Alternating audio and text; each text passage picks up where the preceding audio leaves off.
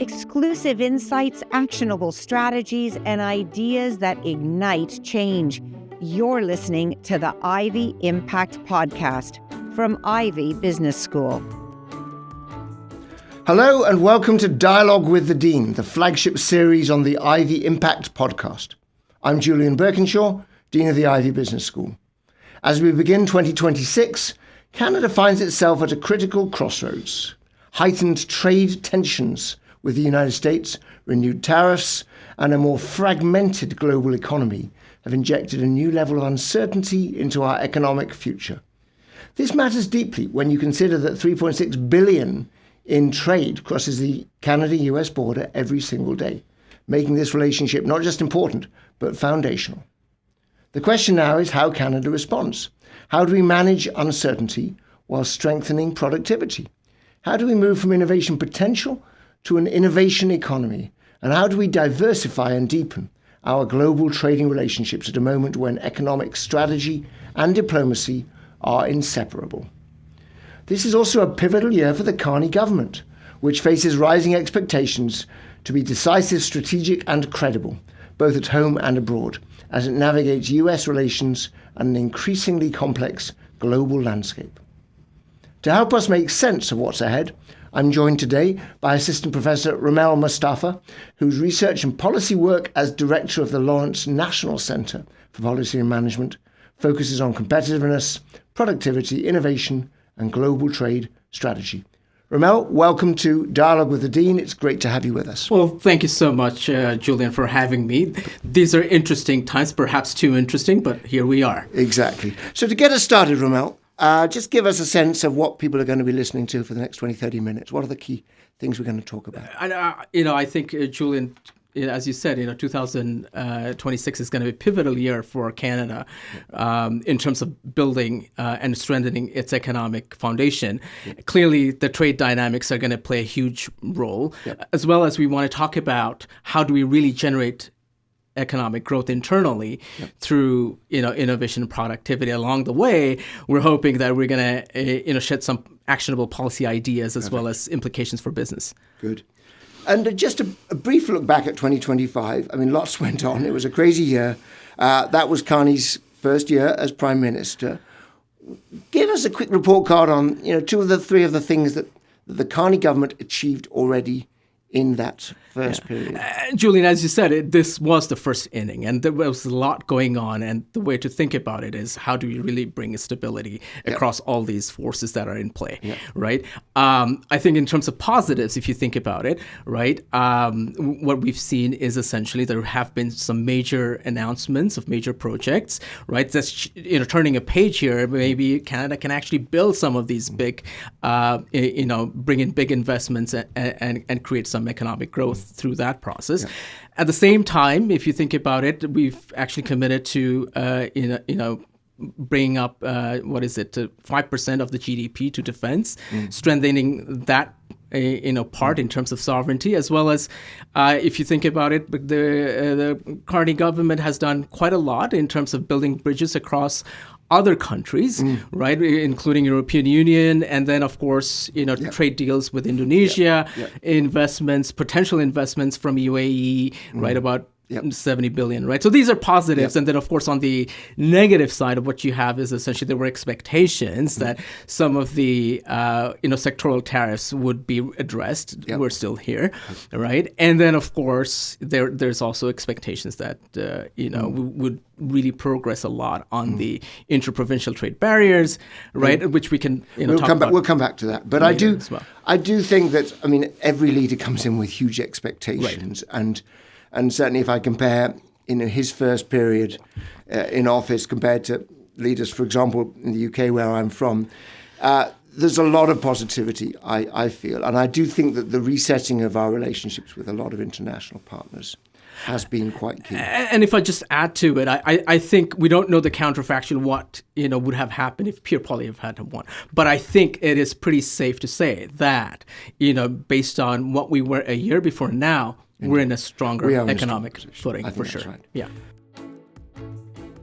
So let's move to 2026, and of course, one of the huge issues is going to be our trading relationship with the US. Everybody knows that. Something like 72% of total Canadian goods and services exported went to the US in, I think, 2023. So this is vital to Canada. Everybody knows about Trump's tariffs. But I do understand that at the moment, something like 86%, this is what Mark Carney says, some 86% of all Canadian goods are currently what we call CUSMA compliant. Indeed. Compliant with the existing trade arrangements. Right. Explain why July the 1st is a looming date in our relationship, trade relationship with the US. It's an important date because that's the date when you've got the three parties coming together and actually going to basically say whether they agree to the CUSMA, where it is, or trigger, which is most likely is going to happen, is an annual review, right? And that's then would essentially lead to concessions. Already what you have is public consultations have happened. Right. We've got closed door negotiations going on, right? And then, of course, there are other moving parts to it, which is essentially, you've got the Supreme Court ruling that could happen. And then at the same time, there is also the, November, elections, midterm elections coming in. So right now, there are a bunch of conversations going on between essentially Canadian trade negotiators and US and Mexicans, sector by sector. They are working out some of the things that potentially will get thrown into the mix as they start talking about the renegotiation or the continuation of the free trade agreement. Is that right? That's correct. Right. And there are strategies that I think we should be pushing forward, right? And essentially, if you look at the trade between Canada and the U.S., it's pretty balanced. Right. And we've developed a whole bunch of infographics to that effect, right, at the center.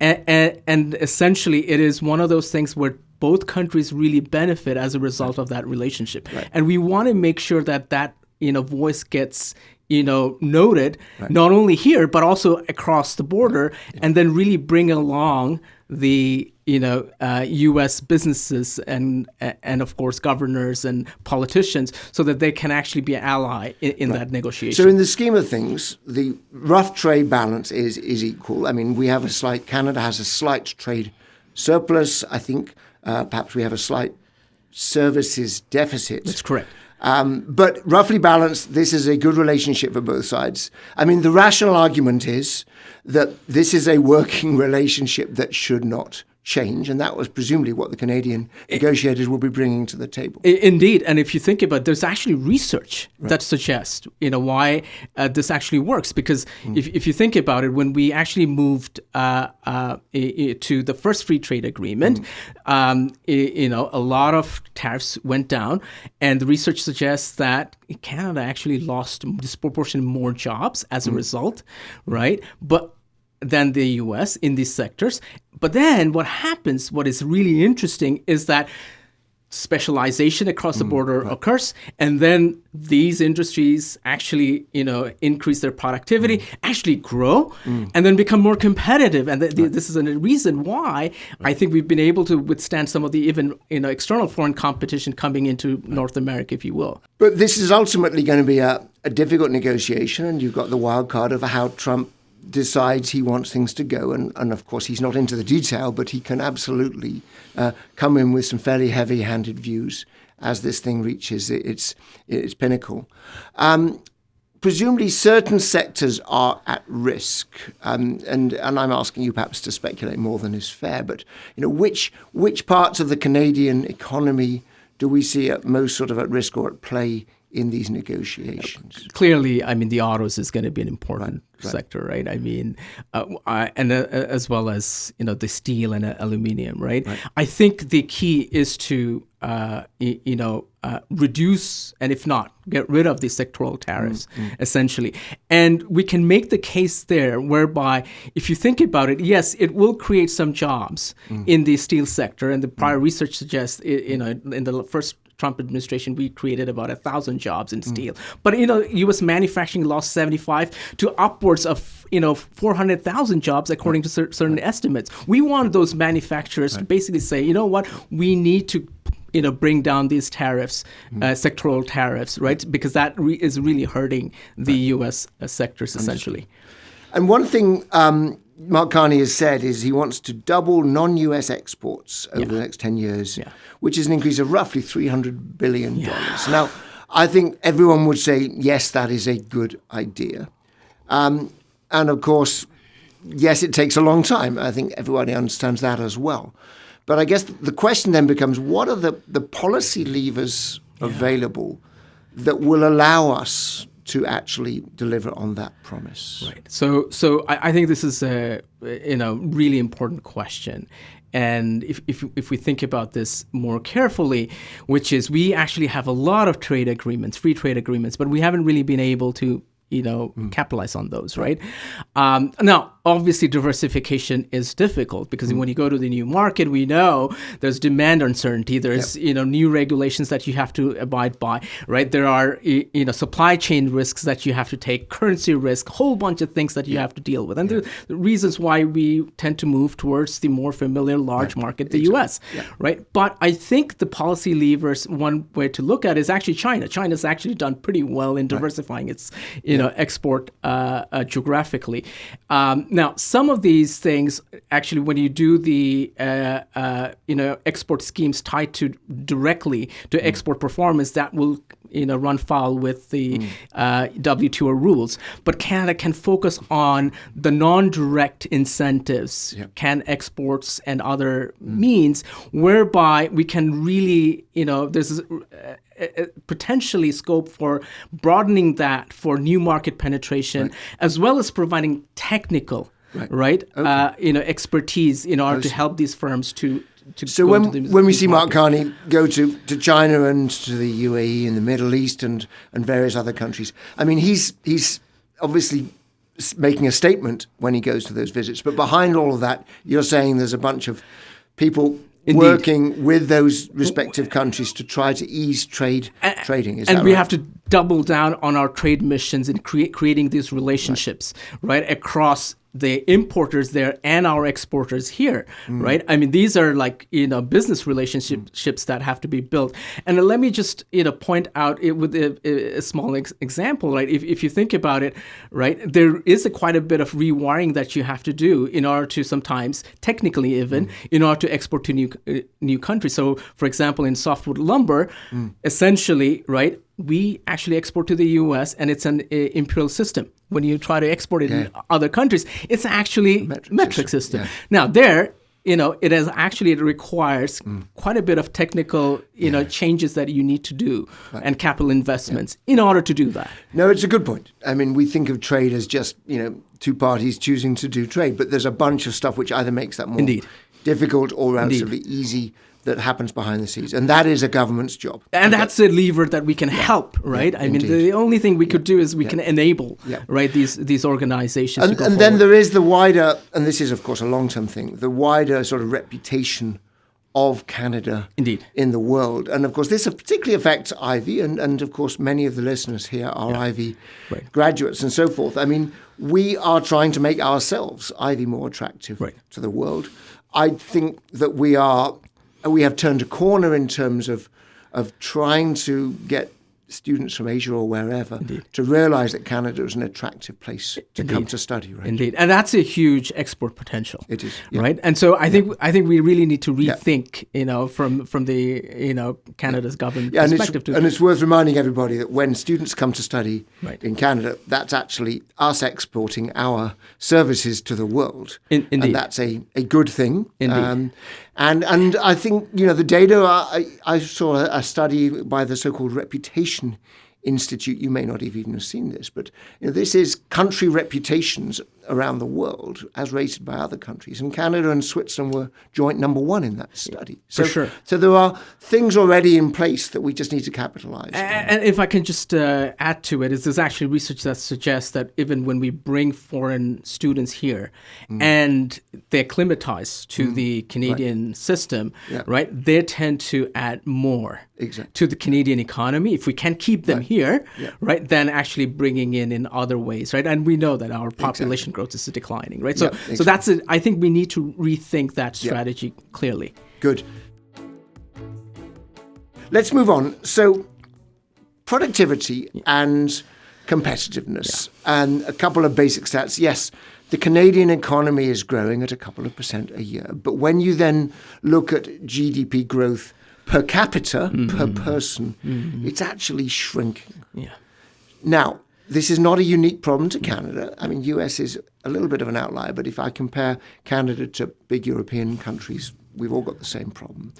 Explain to the listener what's going on there. Well, I think part of it is, of course, there are a couple of areas. One is, are we not investing enough in existing businesses in terms of improving their productivity? So that's one question, right? The other one is that have we really focused on some of the knowledge sector that can actually improve productivity growth substantially, right? Through ideas and network effects as opposed to really capital inputs, right? And then of course the other part to it is essentially, if you think about it, what certain policy levers can we really do in order to improve productivity, right? In the country. Now, clearly what has happened is that we've had in a large intake of immigration in the last few years, right? And so it will take some adjustments for economy to, see growth through that process over time, right? But I think it's vital, right, to think about how we increase productivity. Now, as you said, right, there's some sectors, right, that we do reasonably well. In a grain sector, we have high productivity, but across most other sectors that tend to have lower productivity, right? So I want to unpack this a little bit. As you say, one of the levers of growth is more people, but obviously we don't want more people doing low-end jobs. Gradually, those new entrants to the Canadian economy will build skills and will build their own productivity. Another part of the story is capital investment, and maybe we can talk about that later. But the heart of the issue is what economists call total factor productivity, which basically means how much efficiency are we building out of this engine of companies that actually take inputs and turn them into outputs. So we need to improve essentially the competitiveness of companies. And the evidence suggests that we've struggled to do that. Now, that has not always been the case. I mean, if you take a long view, if you go back to the 1970s, 80s, 90s, productivity growth was huge through that period. Indeed. Essentially, since the financial crisis of 2008, productivity of companies has ground to a halt. What's going on there? Have we just sort of eked out all of the value in terms of productivity improvements and we're stuck? Or are there things we could do to help companies to revitalize their productivity? I think it's the latter, right? Okay. I think clearly, as you said, right? I mean, you grow through inputs, which is labor and capital, right? And then, of course, if you hold those constant, there's actually that multi-factor productivity, as you said, which is really drives it. And part of the growth often comes from what I was referring before is the knowledge-based sector, right? So we have to think about how do we really scale some of these, knowledge-based sector, right, and potentially grow that economy. And so let me just pick up on what you're saying here and make sure we're clear. So there is there's the agricultural sector, there is the manufacturing sector, and then there is, for want of a better word, the knowledge sector, the high-end jobs in digital, in biotech, in education, AI, creativity, all these things. You're saying that the latter sector, the sort of the tertiary part of the economy, is where the big opportunities for productivity growth are, and we haven't tapped into those properly. Indeed. And if you look at it, where is the gap there, right? Are we really creating enough research, which is the backbone of knowledge-based sector? We are producing a lot of publications, good publications, etc. We've actually funded the godfathers of AI. Indeed. Now the question is, are we not creating new ideas? We are creating new ideas. There's lots of startups, right, in biotech, and then if you think about AI and all that, our research at the center suggests that there are more than 700 AI startups, right? And more than 300 of them have actually raised, more than 1 million, in terms of funding. But the successes are few and far in between, right? And what you're seeing is that where their struggle is actually scaling these innovations. Right. So we've got all the bright ideas, the startups. I mean, there is some data that says the number of startups has actually been dropping. I think the Morisset Institute has some data on that. But if you're saying where is the biggest gap, it is we are not taking our clever techies and startups and turning them into the Googles and the Amazons of the future. Right? In the knowledge sector, the startup per capita, we do pretty good, right? Maybe across the board, not so well, right? And so how do we then really think about scaling these innovations? And one of the areas that our center has actually focused on in looking at market access, right? And potentially, some of the, policy or for that matter, regulations that condition, right, market access, right? So let me give you an example. If you are, a medical device company and you want to sell it in Canada, you'll have to go through a pretty cumbersome process, right? And what that leads is essentially then you think about, okay, why don't I take it to the U.S., and that's a bigger market, and try to get, essentially, approval there, and maybe then I can come back. But that sequencing then means that we actually lose some of that. No, indeed. Right? I've heard many Canadian entrepreneurs say it was actually easier for them to get their products sold into the US than into Canada, which is completely insane. So we have to think about streamlining those. And there's some movements that are happening. The other thing that our research suggests is that sometimes, scaling this innovation requires a systems change in the policy environment, right? So if there are lots of startups, right, as well as, hospitals that are doing, bringing in really good, technologies out there. But then when you have to go and scale it, you need to change funding requirements. You need to change, the data interoperability governance structure, right? And so those are the things that we have to work in order to really push these out, right? So once again, there are things that the government can do, usually in the form of actually getting out of the way in terms of reducing the rules and the regulations in order to let entrepreneurs do their thing. Is that right? And don't get me wrong, we want, safety and good standards, of course, but we want to take out those cumbersome,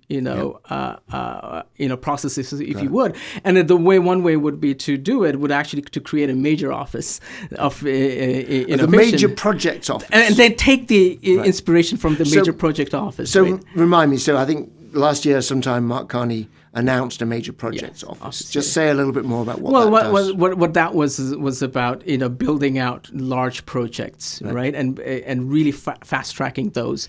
So this is a mechanism to fast track major projects. Has that happened? Infrastructure? It exists. It exists, of course, and then of course, the announcements have taken place, and what we need to do is essentially follow through actions on those things, right? But where I was going with that is that you could essentially take inspiration from that, right, and then create a department, if you would, that would actually look sector by sector some of the challenges that you have, right, in terms of scaling innovation, and work along with the provincial governments and federal agencies in order to really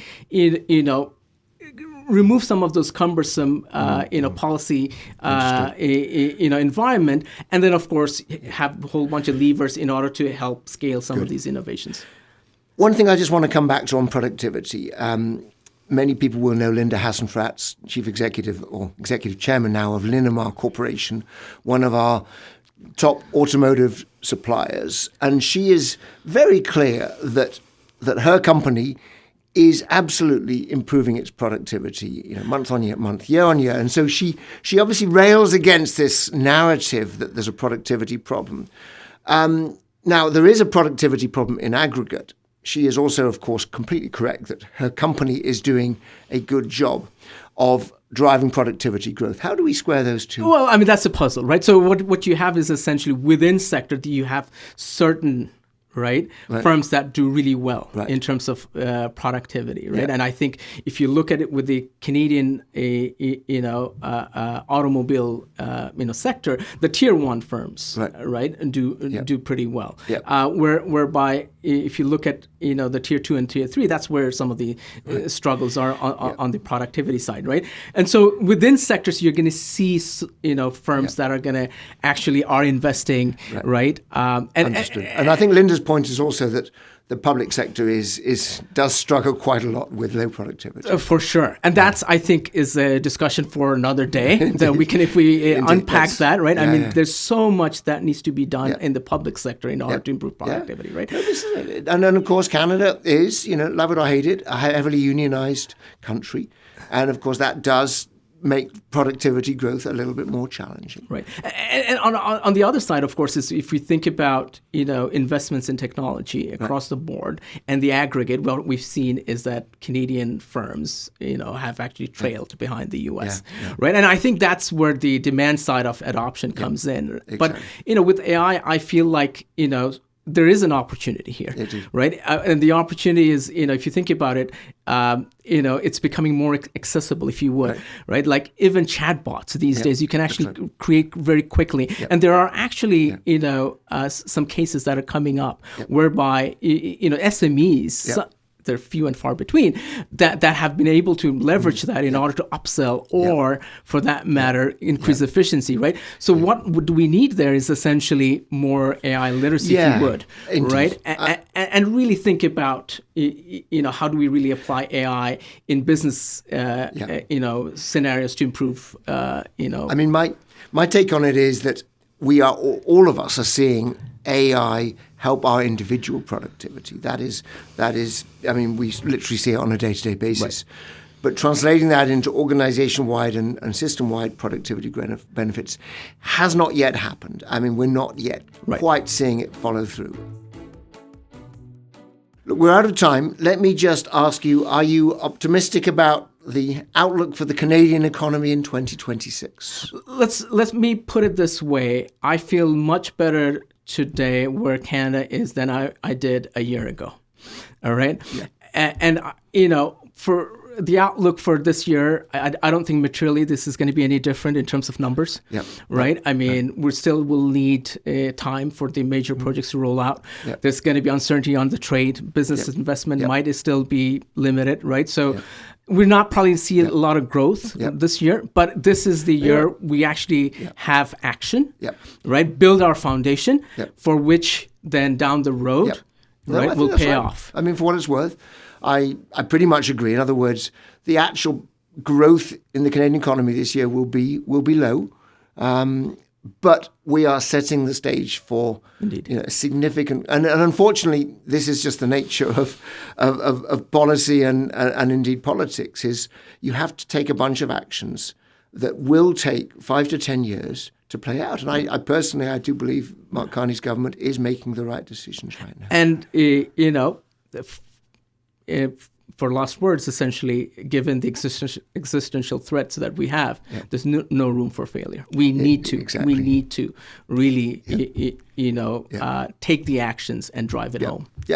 No, at the moment, to foreigners, Canada looks like a beacon of stability right now. So let's keep working on that.